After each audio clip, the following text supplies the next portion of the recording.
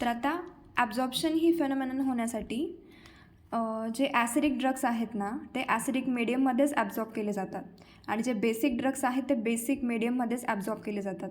तर मग ते ॲसिडिक ड्रग्स आहेत, आपल्याला माहिती स्टमक हे ॲसिडिक आहे तर ते स्टमकमध्येच ॲब्झॉर्ब होणार आणि जे बेसिक ड्रग्स आहेत ते इंटेस्टाईनमध्येच ॲब्झॉर्ब होणार.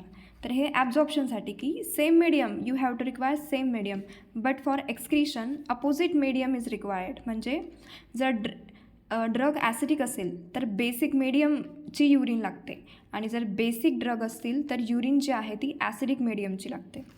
Therefore to remove acidic drug make urine basic and vice वर्सा.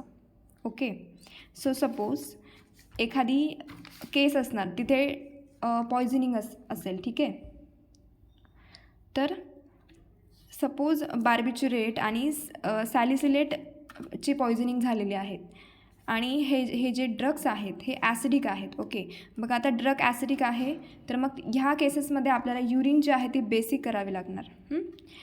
तसंच मग जर मॉर्फिन, ॲट्रोपिन, ॲम्फेटामाइन यांची पॉयझनिंग झाली असेल आणि हे जे ड्रग्स आहेत हे बेसिक आहेत, तर यांना रिमूव्ह करण्यासाठी युरिन ही ॲसिडिक पाहिजे.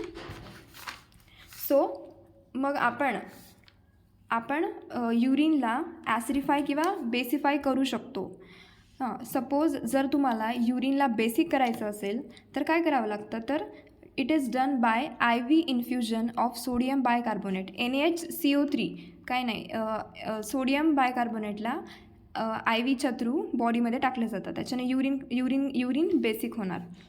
त्याच्यानंतर आहे ॲसिडिफिकेशन ऑफ युरिन. आता युरिनला आपल्याला ॲसिडिफाय करायचं आहे, ॲसिडिक करायचं आहे, तर अशा वेळेस करतात IVने arginine HCl followed by ammonium chloride NH